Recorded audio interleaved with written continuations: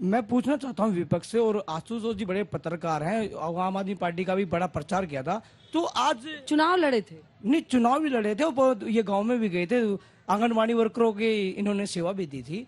तो मैं पूछना चाहता हूँ इनसे कि आज आप 4 तारीख को राजनीति से ये मत कहना कि कांग्रेस और आप ईवीएम हैकोगे, और जो हरियाणा की बात करें, आप चौंकाने वाले रिजल्ट देखोगे हरियाणा में। और दिल्ली 7-0 है। सवाल पूछोगे कि ज्ञान देना? नहीं, ज्ञान नहीं देना, मैंने बताना, और मैं दिल्ली का वोटर हूँ। और जो बस इतना कह रहे कि दोपहर होते होते ईवीएम हैक हो गया तो नहीं बोलिएगा। ये आपने कहा कि हरियाणा में चौंकाने वाले नतीजे होंगे, इसका क्या मतलब निकालते हैं आप? हरियाणा में चौंकाने वाले नतीजे क्या होने वाले हैं? आप बोलिए ना, बोलिए। अरे उनको डांट काहे रहे? 10 पे 10 गठबंधन। चलिए अगला सवाल। सर मेरा सवाल बीजेपी। तो साफ बोलो ना। बोलिए, एक सेकंड प्लीज। सर मेरा सवाल बीजेपी के प्रवक्ता से है। सर आपने कहा कि आपने रोजगार बढ़ाए हैं, लेकिन मैं पूछना चाहता हूं कि जब आप सत्ता में आए थे तो 2014 में केंद्र के अंतर्गत 2 लाख पद रिक्त थे, लेकिन अब 2024 आ गया है और वही पद रिक्त बढ़ के 9 करोड़ 72 लाख हो गए हैं। तो वो सरकारी पद आप भर क्यों नहीं रहे हैं? आपने सबसे बड़ी समस्या आपकी ये है कि महंगाई, बेरोजगारी। आपको ये नंबर कहाँ से मिला कि 9 करोड़ 72 लाख सरकारी? 9 लाख 72 हजार पद अभी भी रिक्त हैं। तो इस पर इसको क्यों नहीं भर पा रहे हैं आप? ऐसा बिल्कुल नहीं है कि हम भर नहीं पा रहे हैं। जितने पद रिक्त हैं उनके हिसाब से उनकी नियुक्तियां हो रही हैं। एग्जाम होते हैं, उनकी नियुक्तियां लगातार होती है, चाहे यूपीएससी का एग्जाम हो, चाहे अलग अलग ईओ का एग्जाम हो। बिल्कुल भर्ती हो रही है और नए नए पदों की सृजन भी की जा रही है। आप ये बताइए कि जब एक हाईवे हमने 70 साल में मात्र 55,000 किलोमीटर हाईवे बनाए थे, 25,000 किलोमीटर, और 55,000 किलोमीटर हाईवे हमने इस 10 साल में बनाया, तो रोजगार बढ़ा कि घटा? आप ये बताओ कि मेडिकल कॉलेज ये बोले थे कि नहीं बढ़ा। मेडिकल कॉलेज साहब 363 से बढ़ के 726 हो गए। मेडिकल सीट्स बढ़ी कि नहीं बढ़ी? फर्जी आंकड़ा देना है। अरे आप पेपर निकाल के बात कीजिए, क्या चीज में काम नहीं हुआ? एम्स बढ़े कि नहीं बढ़े? आईएम्स बढ़े कि नहीं बढ़े?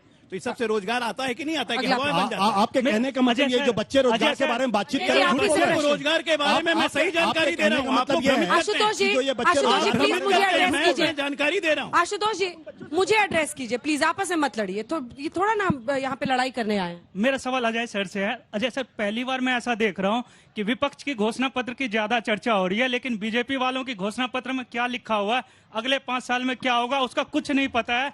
ये बताया जा रहा है कि 2047 में हम डेवलप देश होंगे, अगले 5 साल में हम क्या करेंगे वो बता दीजिए। 4 करोड़ घर बना के दे चुके हैं और 3 करोड़ घर और बना के देंगे अगले 5 साल में। मोदी जी कहते हैं ये मेरी गारंटी है, तो गारंटी है।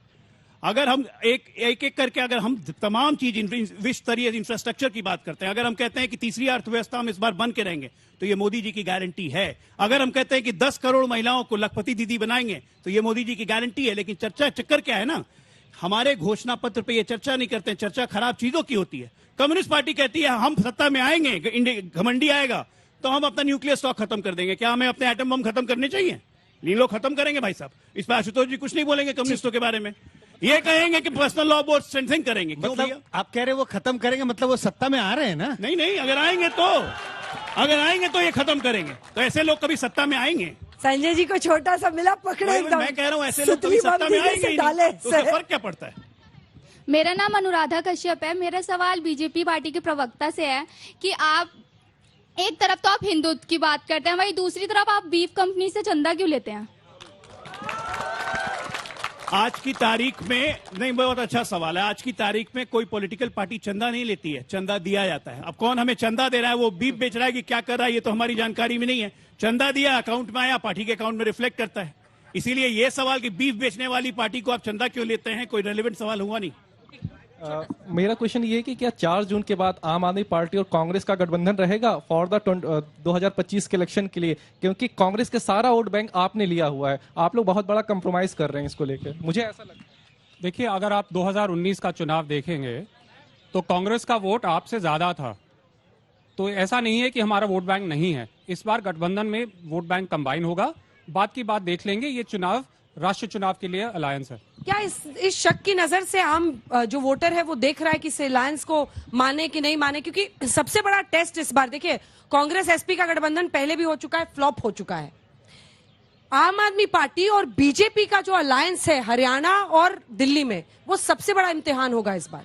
नहीं, मुझे लगता है जिस वक्त चुनाव हो रहे हैं और वोटर जब वोट डालने जा रहा है उस वक्त ये सारी दुविधाएं नहीं होती उनके मन में कि अच्छा इस वक्त तो दे रहे हैं, जब विधानसभा के चुनाव होंगे तो दोनों एक दूसरे के खिलाफ होंगे, तब क्या करेंगे?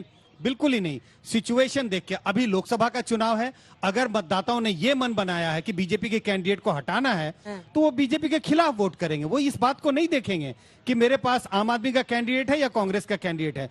और 25 में जब विधानसभा के चुनाव होंगे, इतनी बड़ी दूरबीन से तो वोटर देख भी नहीं रहा है। मेरा कहना है कि ये पाप पार्टी और कांग्रेस का गठबंधन आज ही खत्म हो गया। दिल्ली के चुनाव खत्म, हरियाणा चुनाव खत्म, गठबंधन खत्म। कल से गाली गलौज शुरू होने वाली है। आप ही एंकरिंग कीजिएगा।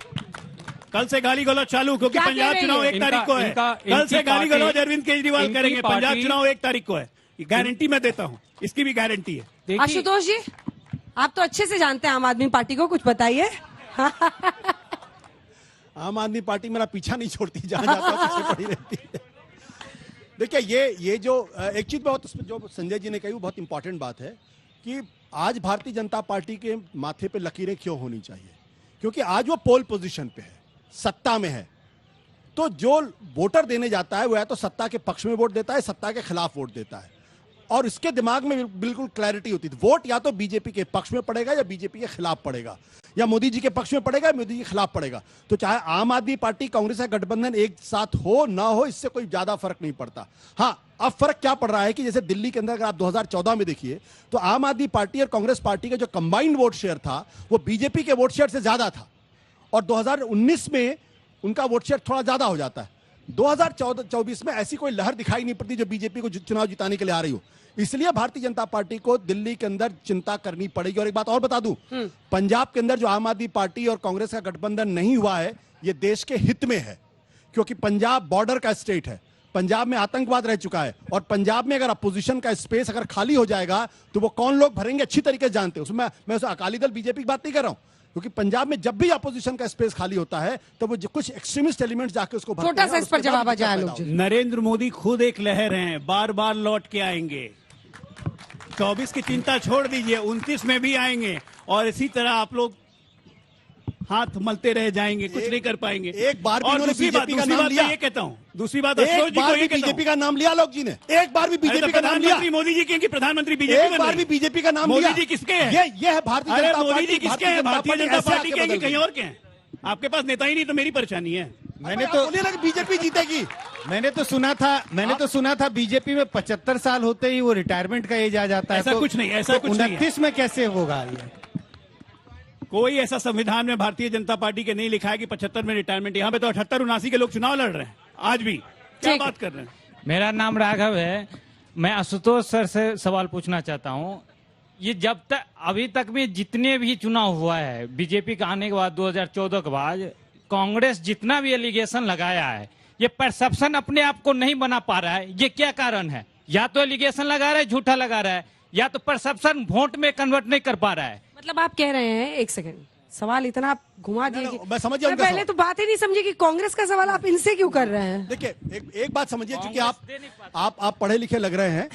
जब भी कोई पार्टी सत्ता आप में चेहरा होती है देख तो के क्या ये पहचान मान लेते के हैं? चलिए कि 2014 में भारतीय जनता पार्टी को पहली बार बहुमत मिला, तो क्या 2014 के पहले भारतीय जनता पार्टी ने, जनसंघ ने जितने आरोप लगाए सब बेकार थे, सब गलत थे, क्योंकि उनको वोट नहीं मिल रहा था।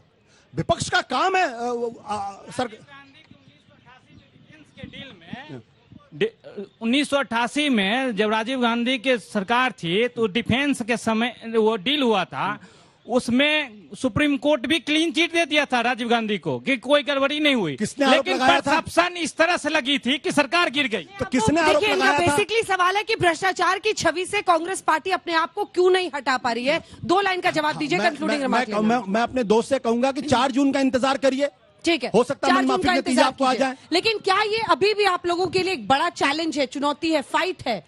भ्रष्टाचार का आरोप, और देखिए, पीएम अभी भी देखिए, कहते हैं कि मैं फिर से आऊंगा, मैं सबको जो भ्रष्टाचार कर रहा है सबको जेल में डालूंगा। देखिए, वो तो कहते रहे हैं, कहते रहेंगे। राफाल का घोटाला था, उस समय भी कह रहे थे, और वर्तमान में वॉशिंग मशीन, सब पूरा देश देख रहा है वॉशिंग मशीन। इलेक्टोरल बॉन्ड का घोटाला सबके सामने है, सुप्रीम कोर्ट ने खुद उसे रद्द किया और कहा कि ये बिल्कुल गैर संवैधानिक है। तो भ्रष्टाचार की सच्चाई देश के सामने है, जो भी ये कहें। संजय कुमार जी बोले फिर।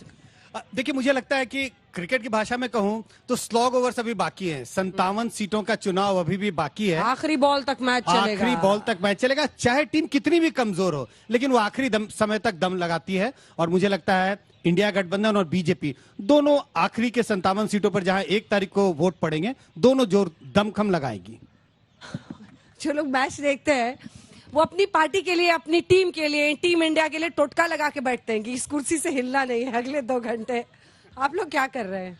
देखिए अंजना जी, चीते की रफ्तार, बाज की नजर, शेर की ताकत और मोदी की सोच को नजरअंदाज मत कीजिए। लहर है, बार बार लौट के आएगी। और आईएनसी, एक इंडियन नेशनल कांग्रेस, इसका एक्चुअल मतलब होता है आई एम नेचुरली करप्ट। ये नेचुरली करप्ट पार्टी है। भ्रष्टाचार से अलग कहां से करेंगे? जब से देश आजाद हुआ, जीप घोटाले से लेकर आज तक घोटाला ही घोटाला करते हैं। और ये कहां से करप्शन पहली बार उनको गुस्सा आया अरे गुस्सा बेचारे शांत हो जाते हैं ये लोग ना। नहीं, ये तो है अननेचुरली करप्ट पार्टी, इस लेवल तक वो अपने करप्शन में भी हमें अननेचुरल बता रहे हैं।